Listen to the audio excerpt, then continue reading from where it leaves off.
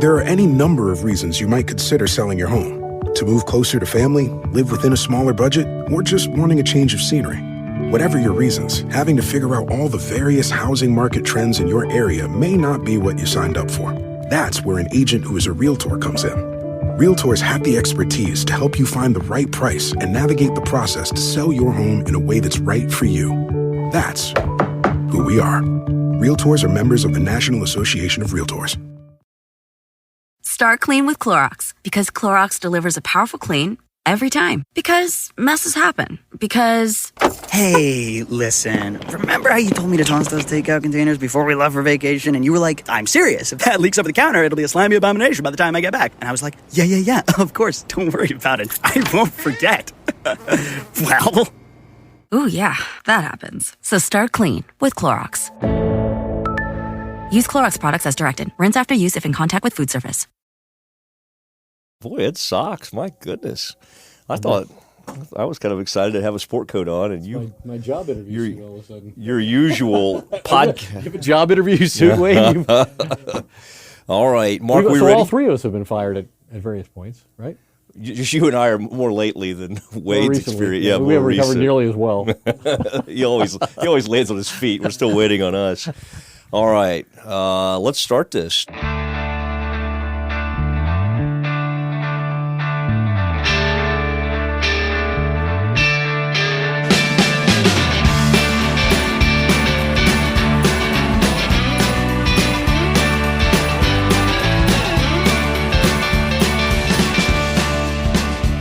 It is another edition of the Doomsday podcast. It is episode 3. Last week was mostly about Ed's demise at ESPN. And my personal doomsday. Wade, you ever had a personal doomsday like that?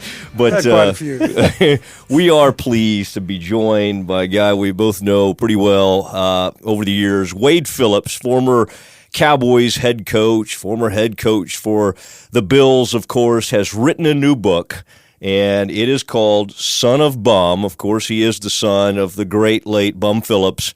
And Wade, we appreciate you. It's fun to have you back in Dallas, and I know you kept a home here for a while. What's it? Did you finally sell that one, or do you still? No, I still got it. If anybody wants it, you want to give an address and a price? You bet. Come on. I think Matt and I both like to know why you chose Vic Carucci to write this book, a friend of yours from Buffalo, when Matt and I were both eager and readily available to you. You know, it never crossed my mind for one That's reason. Nice. We're off to a great start. Yeah. What motivated you to do this, even as you were still coaching? Yeah, you know, of course, when you win a Super Bowl, I really got too much credit probably, but you know, they want you to do something, and they wanted me to write a book, and you know, the NFL films and stuff, they did a great job of covering the team and how we won the Super Bowl and all those things, and you know, it's kind of a labor of love for me. You know, my dad had passed away a few years ago, and I just didn't think there was enough out there about him.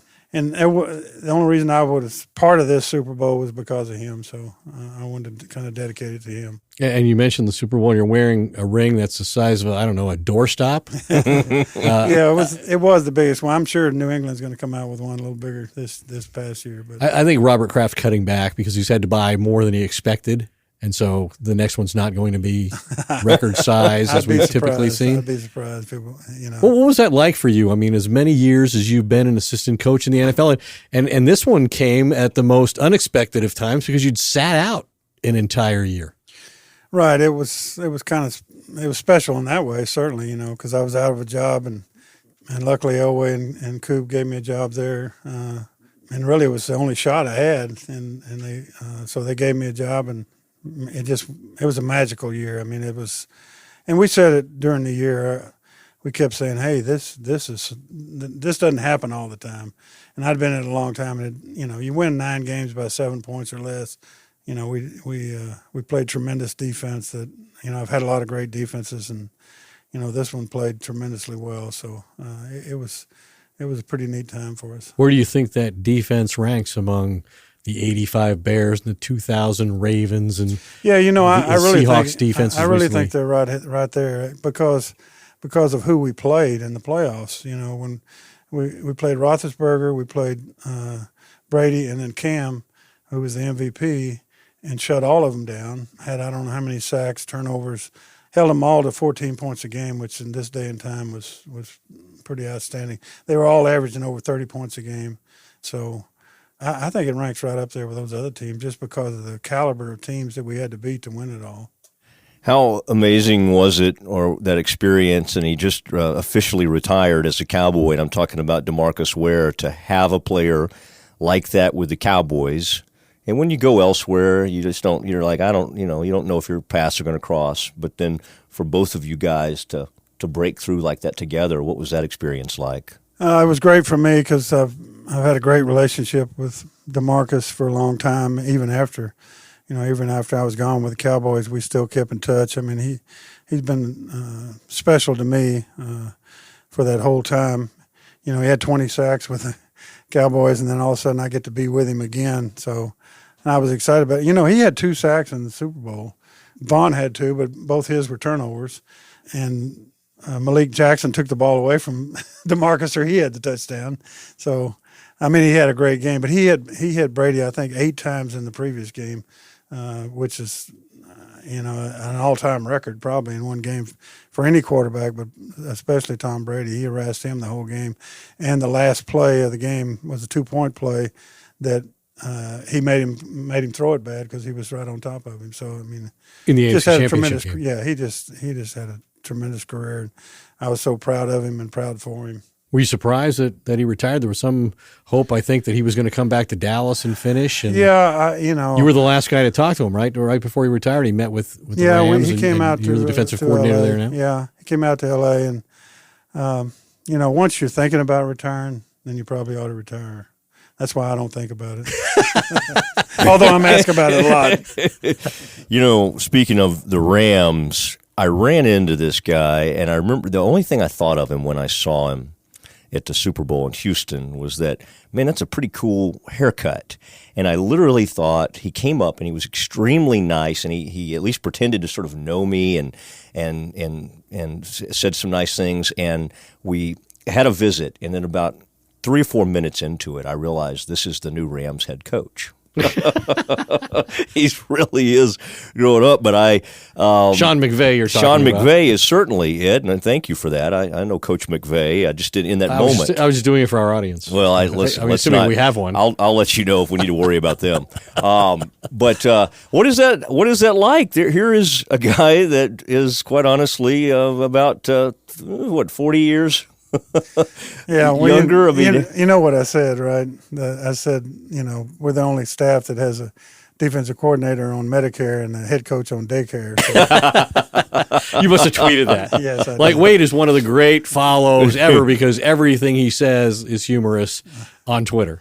And that shows you what kind of, because I asked him about if I could do that in the first place. And he said, sure. You asked permission to use a line like that? Yeah, well, I mean, he's my head coach now. I don't want to start out. You're the guy with the Super Bowl ring. Yeah, but what are you worried about? No, I tell you, he's a dynamo now. He's terrific. He's really got a purpose. He knows he's trying to change the culture quickly, and he knows how to do it. So I don't say he's a good young head coach. I say he's a good coach. Regardless of age. Yes. What's and your? We don't want to talk about age anyway. So. How tough is that division that you're in from a defensive point of view? It seems like a very defensive-oriented division, the NFC West. Yeah, overall, certainly. Arizona's really strong on defense. And, of course, we know about Seattle.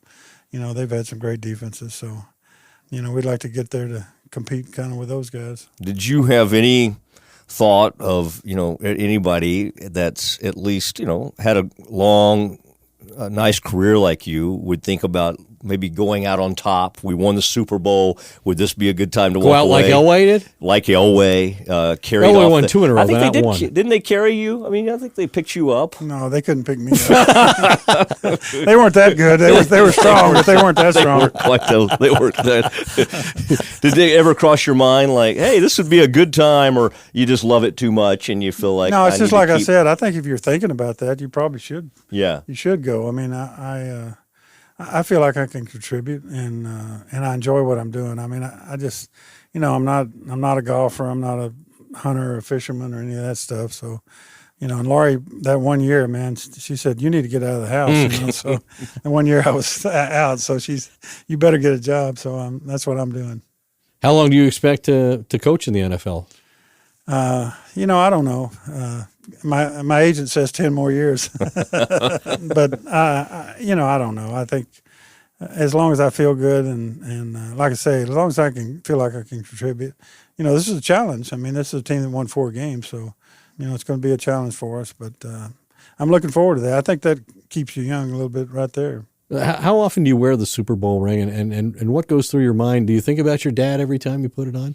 I mean, he was so close so many times. Yeah, I think about him certainly, but I think about just this ties us to that team forever. I had a real great relationship with the players there too, which I feel like I have in a lot of places I've been. But when you win it all, you're tied together forever. So that's a pretty neat feeling. Did you, speaking of your dad, in writing this, did you have extensive notes over the years or anything you could go back over? Did you find yourself looking through old photos? How did you jog your memory?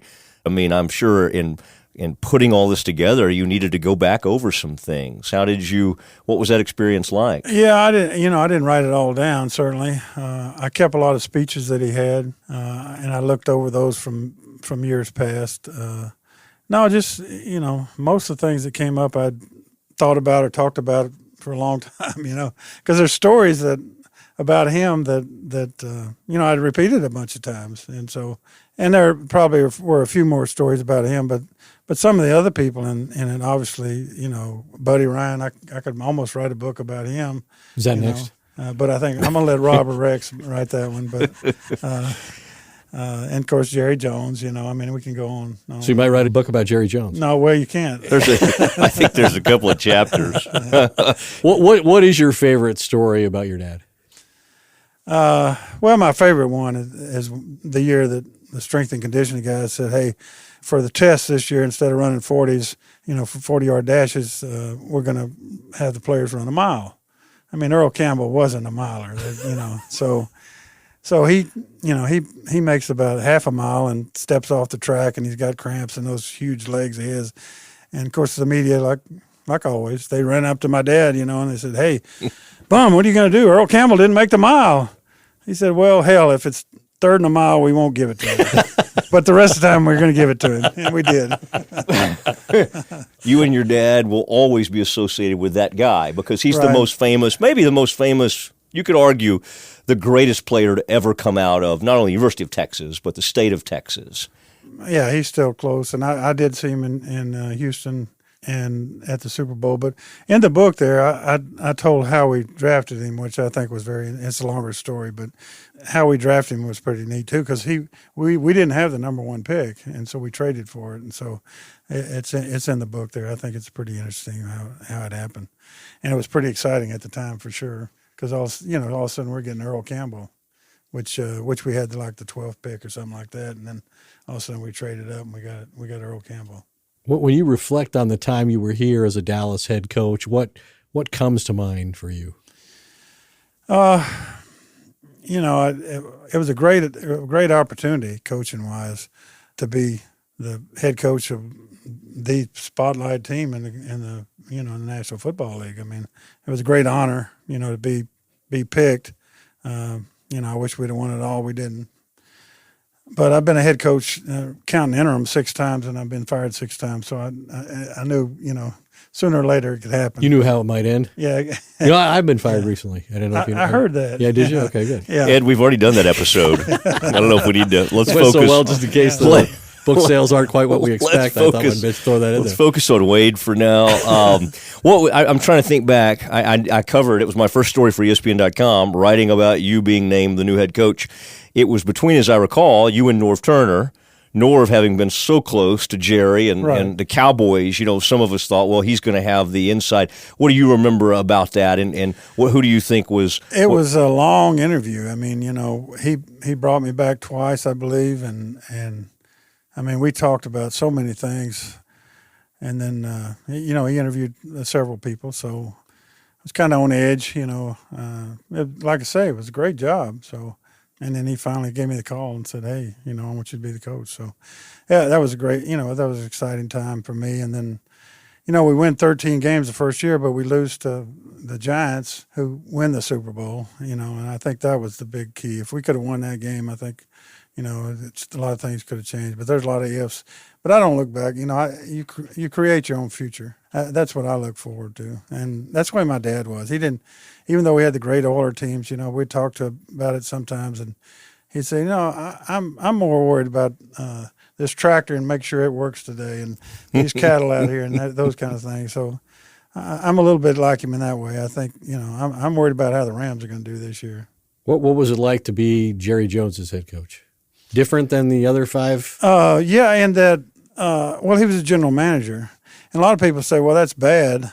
But actually, I think having a general manager, it's hard to get to the owner. It's hard if you want to do something that the owner has to, will let you do. You don't get to talk to him. You got to go through the general manager to be able to do that. So, and Jerry's a good listener.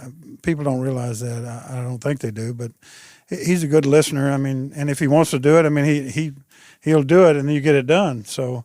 And if he didn't want to do it, he obviously tell you. So, I mean, you didn't have any worries as to whether the owner would okay anything or whether you could get to the owner to be able to okay things. And same thing with the draft. I mean, he'd listen to you about players, and he had people that were picking the players. But if you talk to him about a certain guy you really liked, well, he'd consider it. He created, and you talk about this in the book. I mean, I know you're saying you don't want to look back, but that's what we're here to do, to help you with. He created an awkward situation because, as we all recall, Jason was going through a coaching search, and Atlanta looked at him. Baltimore looked at him. I think Baltimore might have offered him the job. And with what Jerry did to match his salary, which was somewhere in the neighborhood of $3 million, something probably you had never been accustomed to or ever been a part of. It created a situation where he made it at least as much or maybe a little more than the head coach. I mean, it seemed like you and Jason, for the most part, seemed to do pretty well together, but it had to make things at times a little awkward because it almost created this like, hey, he's in charge of this side of the team. You're in charge of this side of the team. What was that like? No, I mean, and I talked to my dad about that, and he told me, what I knew he was going to tell me anyways. Hey, things that you can't do anything about. The owner can do what he wants to do, and you can't worry about that stuff. And I did at first, certainly, but I just say, hey, you got to do the best job you can do. We got fired in Houston when we lost the AFC Championship twice to Pittsburgh, and they won the Super Bowl. We lost to Oakland. They won the Super Bowl, and we got fired. And then after that, he said to me, and I thought from then on, hey, you just got to try to do the best you can do, whatever it is. And if you get fired, you're just like one of those coaches that's going to be fired. There's two things going to happen. You're either going to get fired or they're going to keep you for a while and then fire you. So you don't think that undermined your authority as a head coach? No, I don't. It didn't bother me at all. Once I got through it, and then obviously he made the best decision. He kept Jason. Now Jason's the head coach and done a great job, and has done a better job than I did. So, I said when I went to Denver, I was a lousy head coach, but I'm a pretty good defensive coordinator. So why do you say that? Why do you say? Well, I mean, because I think that's my niche. That's what I do the best. I think is coach defense. Yeah, and you think you're one of the great defensive coordinators of all time, right? Well, I don't think that, but some people say that. and you don't argue too much about that. No, I'm not. No, I've had a good run as a defensive coordinator for sure. Are you surprised that Tony Romo's retired, or so it appears, without ever winning a Super Bowl? To a certain extent, because Tony, his record, I think, the winning percentage at the games he started has to be really high, and so you'd think that would have maybe made a difference if he'd had a healthier career. Yeah, a healthier career overall, because I think the number of wins he had, beating Aikman's records and Staubach's records. I mean, he had a great career, but not everybody wins the Super Bowl. We found that out. Yeah, although you did eventually break through. Do you think Tony is going to, I mean, you talk about a tough leap. I don't think it's ever been done to go straight from playing to the number one analyst job at CBS. You've been around him quite a bit. Do you think, I know you're not a media critic, but you've been around a lot of folks in the media. You've even liked a few of us. Some here. You've even what? I said liked a few of us. Oh, liked. Yeah. Do you think that he's going to be good at this? I assume he will. I mean, all the rest of the ex-Cowboys have done pretty well. So he's a smart guy. You know him. I mean, he's a smart guy. I think he comes across well. And being an ex-Cowboy is, I think, a good thing in this business these days. A lot of value in that. Creates a lot of opportunity. Right. Yeah, it sure does. What do you think is the biggest challenge for a former player going to a high-profile job like that in the media? Well, you never know how they're going to come across to the public for sure. I mean, as a football player, the way they play, that's whether you like them or not. But there's obviously some skill involved in the media, and if they don't do good, they get fired. So, or do podcasts, or podcasts, whatever. I really seriously, I think it's not as easy a job as everybody thinks. Right. So it'd be interesting to see how he does with it. Do you have any? I mean, you've been without a job before. Do you have any advice for Ed for things to do? I mean, you said you. I thought we did that last week. Any thoughts on what the Cowboys did in the draft? Obviously, they leaned heavily on trying to rebuild their defense with their early picks all being committed to the cornerback. Well, if they picked the ones like they picked last year, they'll be in good shape. Those guys come through on defense like they did on offense. That's pretty amazing that they had the quarterback and the running back. I mean, it really, really came through for them. So they're looking pretty strong for a good while because of their offensive prowess and they've got a great defensive coordinator. They've got really good coaches there too. I believe that. I do think it helps to have good assistant coaches.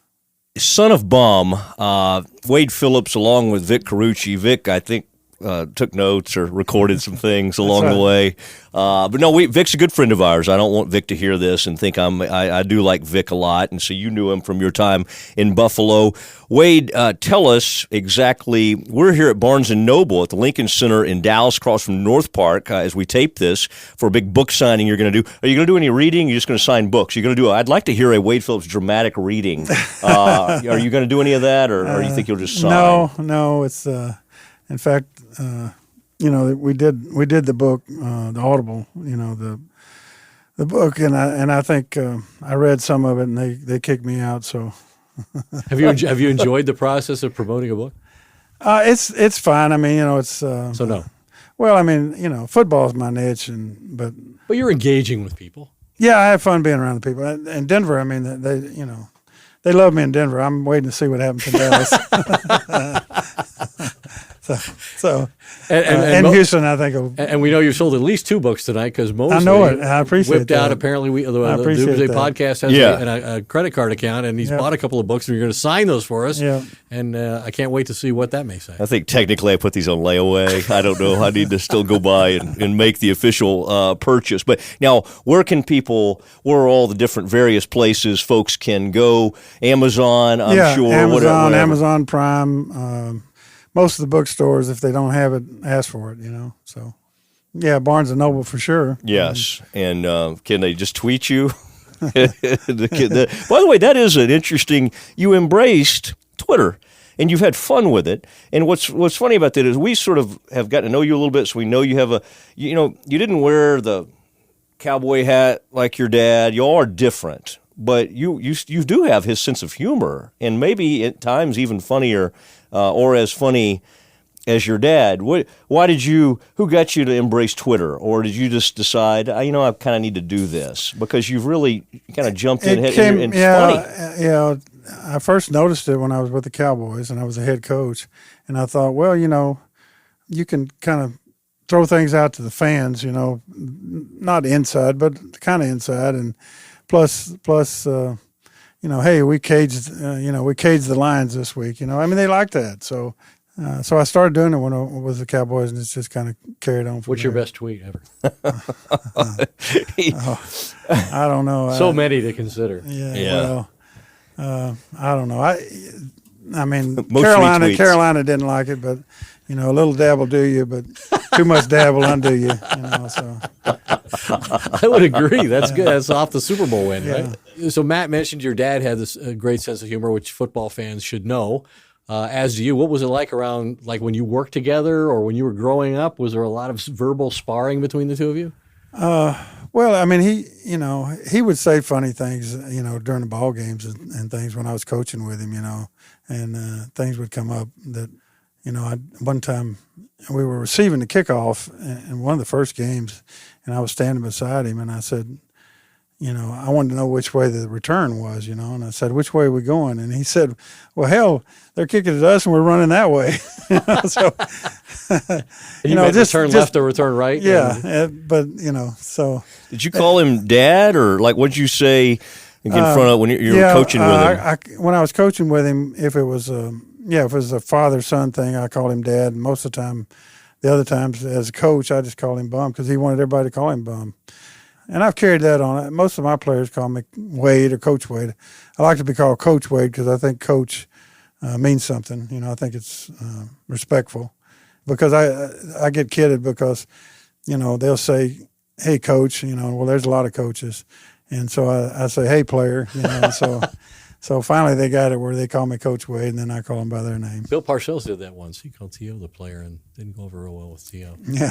You know, that's funny you brought that up, though, in the book. And Wade's been quoted recently talking about that. You spoke very highly of T.O., and I think T.O.'s taken, and I've been one of them. I don't really care for T.O., and that may not be fair to him. I didn't have great experiences with him, but that's a lot of players could say that about me. And coaches, and at least one owner. But you did. You thought he did right by you, and well, you had some good things to say about him. I mean, when I got fired, and he was already gone, you know, I got fired, and he texted me and said, "Don't worry about it. You're a good coach. You're a really good coach," you know, and.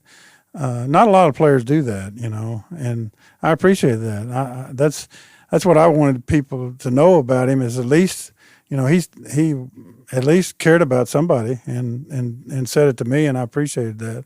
And the other thing about him is he worked hard. He practiced hard. You saw him do sit-ups and all that stuff, but he practiced hard. I really believe players that work hard and practice have a redeeming value, you know.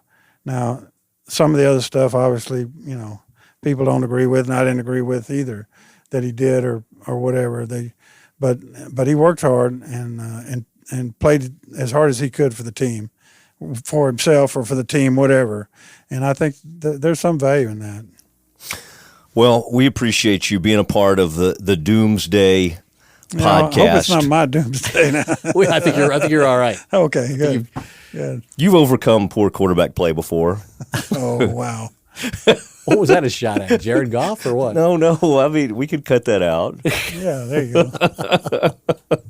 He did. He overcame. I mean, that was unbelievable what he did at Denver. They did not exactly have great quarterback play.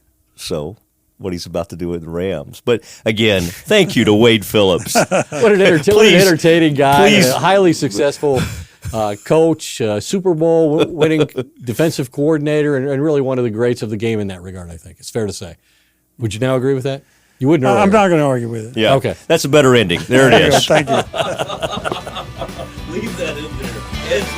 Why did you say that, man?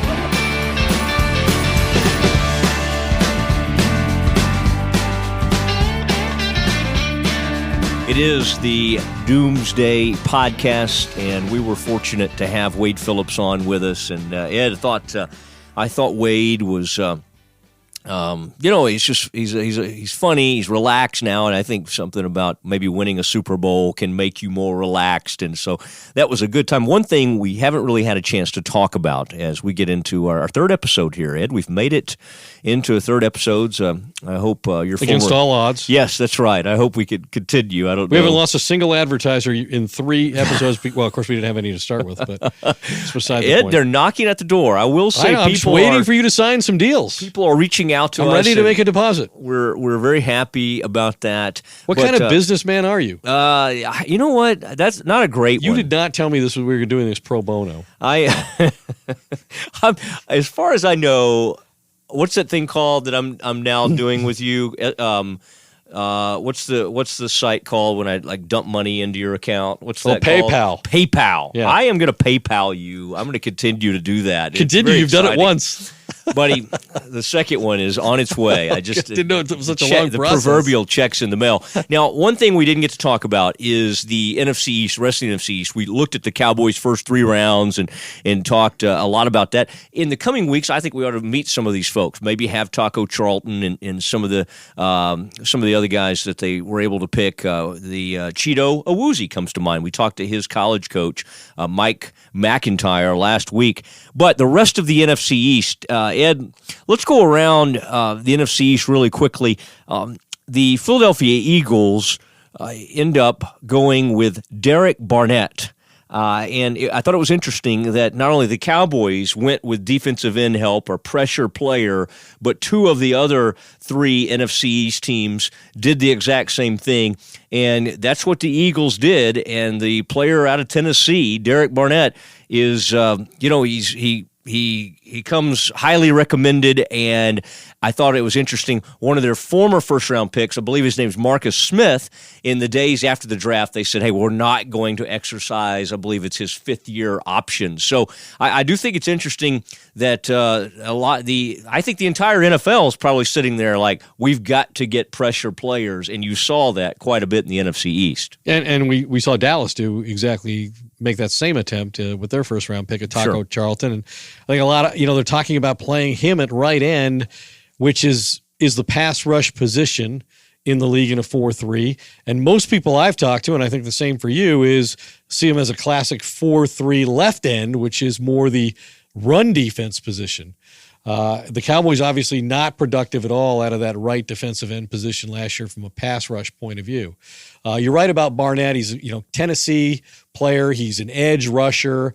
Kind of people saw him going about where he did with the Eagles, sort of in the middle of the first round. I think New Orleans was kind of a high-end team for him at 11. Obviously, the Saints felt, I was supposed to cover them. I didn't, but I did my research. And they felt, and accurately so, that there was going to be a better corner at their spot, and there was in Marshawn Lattimore from Ohio State, than there would be a pass rusher. So I think that tells you a little bit about Barnett from Tennessee. But he is a guy who can stand up and rush off the edge. Clearly, teams know that if they're going to contend with Dallas, they're going to have to, be strong defensively, and you have to create a pass rush. And I think that's what the Eagles were looking to do. And I thought the fascinating move for them was their second-round pick. They went for the Washington corner who, in his pro day, has to run one more time, blew out his Achilles tendon, is Sidney Jones. And they drafted him in the second round, even though I know, talking to people there, they're not sure he's going to play this year. So this is not unlike what the Cowboys did last year with Jalen Smith, the linebacker from Notre Dame that they took in the second round. Yes. Yeah, that was the best drop foot available strategy that the Cowboys undertook on that situation. He is making, at some point, Ed, we need to hear from the actual doctors. I don't think they're allowed to come on with us, but boy, wouldn't that be fascinating if we could get, you and I happen to be longtime friends with Drew Dossett, Dr. Cooper. You go to the Cooper Center, don't you? That's not the same Dr. Okay. Cooper. Yeah, it's a different one. But we know these people, and I wish they were able to. Drew Dossett doesn't care. I bet he'd jump on with us, but I want to actually hear from a doctor instead of the Jones boys. You don't trust Jalen Dr. Smith Jerry? Thing. No. So no, I think not at my all. understanding is these doctors are now forced to sign a non-disclosure agreement to be Cowboys physicians and paid to be that. Could that so hurt us? I don't think they're allowed to interact with the media, even off the record, is my understanding. So I don't know that we're ever going to hear from Dr. Cooper, who performed the surgery on Jalen Smith. You're right.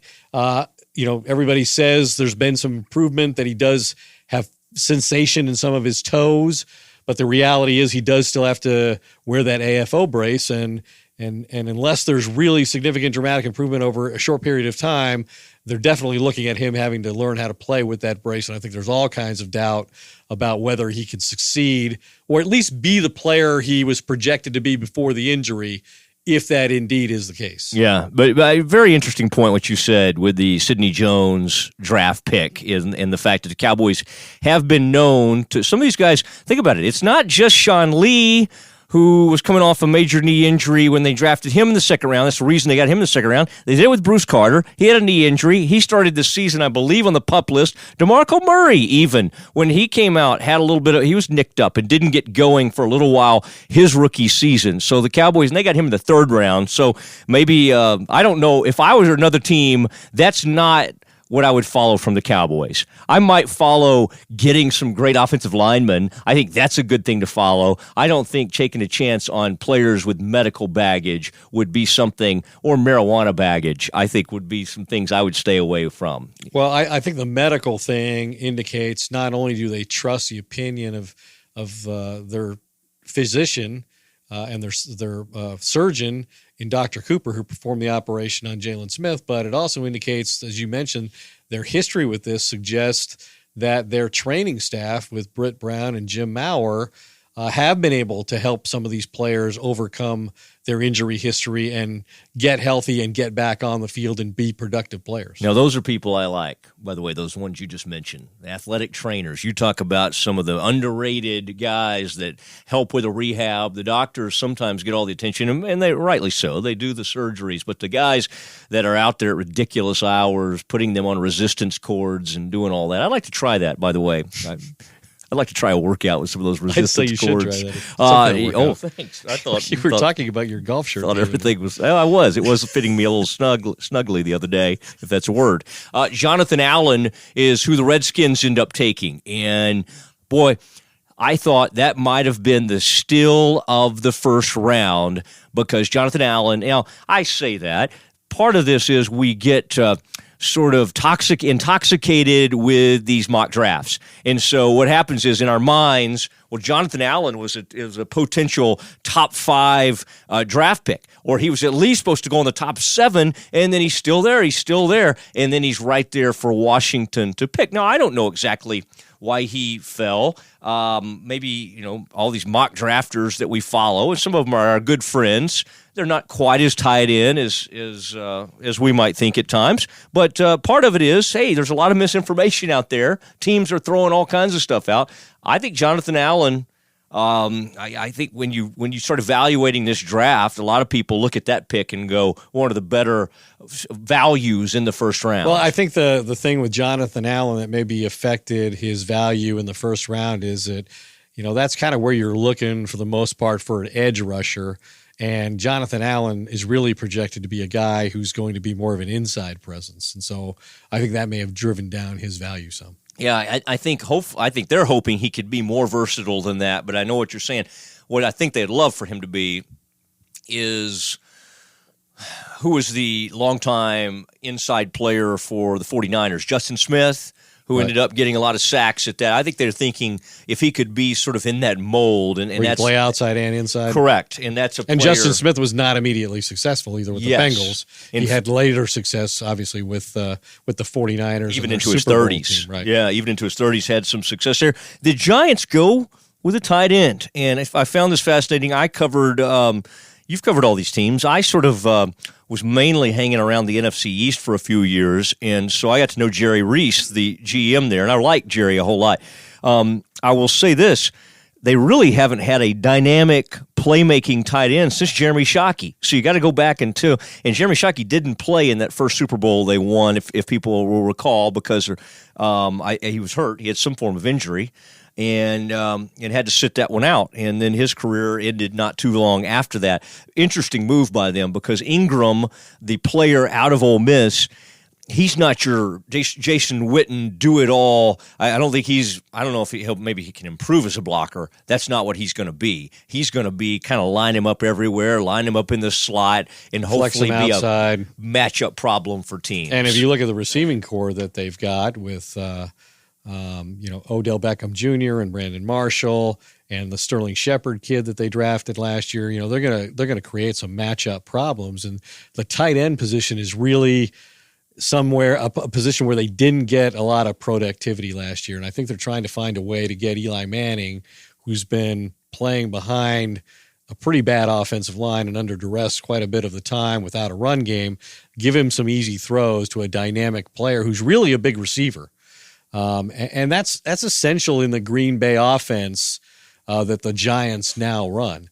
The Packers haven't had great tight ends either, but one of the things I know in talking to Mike McCarthy, who's the head coach there, is that you really want to be able to control the middle of the field, and the tight end and the slot receiver are the two guys that let you do that. And the slot receiver they have is Sterling Shepard, who had a very strong rookie season. And then you've got the two outside threats. So I think the Giants are going to be very tough to stop in the passing game. Whether they can run the football at all remains to be determined. Yeah, I think you're right, and isn't that strange that a team that both with the pass rush and then Brandon Jacobs and Ahmad Bradshaw, I remember you covered in that first Super Bowl, I believe, with Tom Coughlin out there. Was that in Arizona? Were we out there when they beat the Patriots, who were going for the perfect season?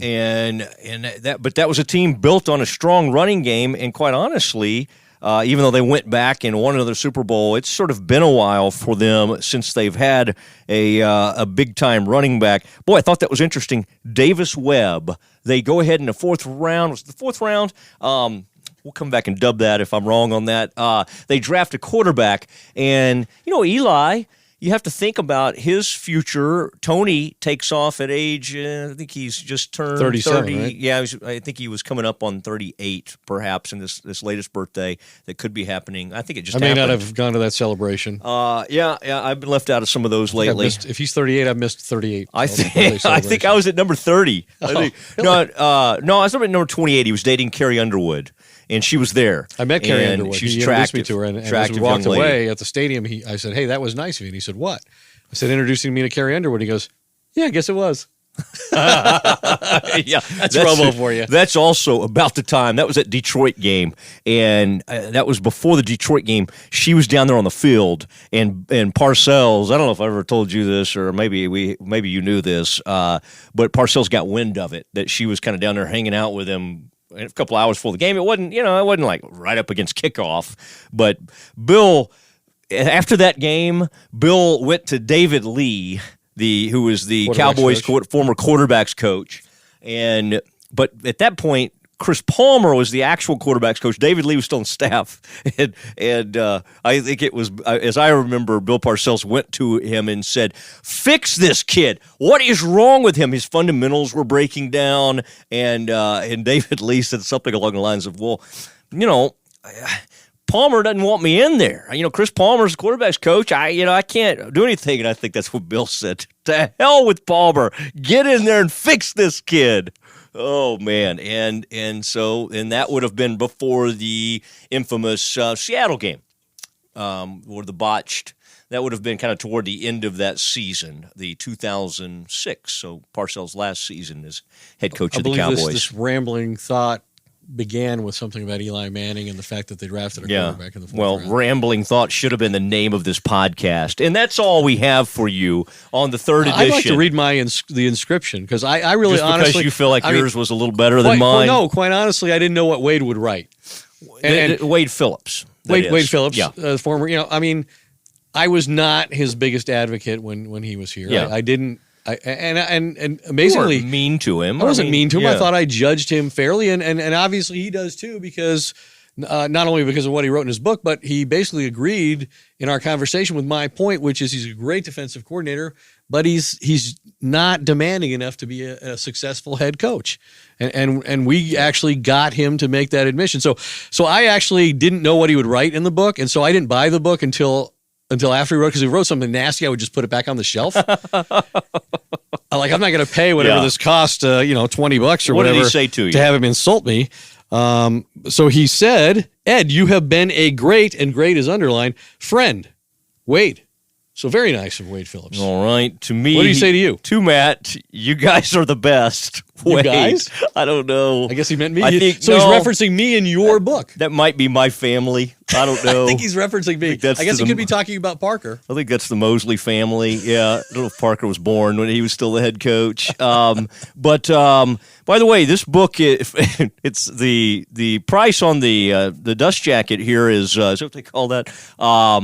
$25.99. Wow. Ooh, that's a little more than I was wanting to pay. Yeah, if you go to Canada, up to Canada, it's going to cost you $33.99. So good decision to buy it here. Yeah. But you know what? We're going to get a great deal here at Barnes & Noble. And by the way, thanks to everybody at Barnes & Noble. Now, let me remind everybody, I want you to subscribe to this podcast. I think that's helpful to do that. I want you to leave a review. That, for some reason, is helpful to us as well. Tell them how to do that.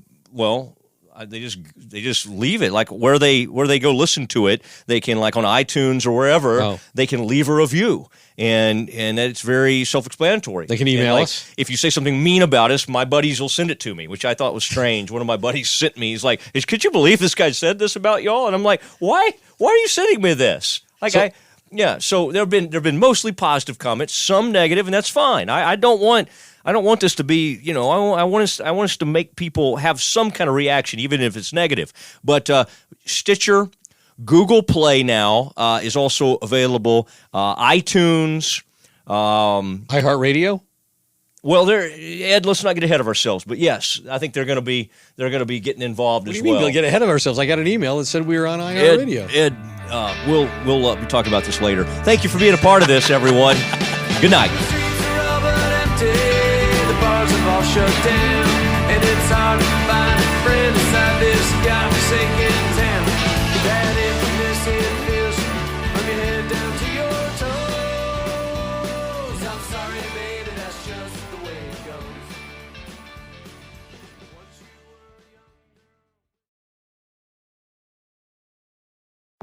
goes. There are any number of reasons you might consider selling your home. To move closer to family, live within a smaller budget, or just wanting a change of scenery. Whatever your reasons, having to figure out all the various housing market trends in your area may not be what you signed up for. That's where an agent who is a realtor comes in. Realtors have the expertise to help you find the right price and navigate the process to sell your home in a way that's right for you. That's who we are. Realtors are members of the National Association of Realtors. Hey, it's Mark Goodman. And I'm Alan Light. On today's podcast, Record Store Day founder Carrie Colleton is joining us to discuss the April 20th RSD special releases. Plus, we'll talk live with our audience, the Sound Up Pod Squad, and find out who still listens to vinyl. And some updates from the Beatles universe. Oh, good. Sound Up with Mark Goodman and Alan Light, the only music podcast that matters. Get it on Pandora, Spotify, Apple Podcasts, or wherever you get your podcasts.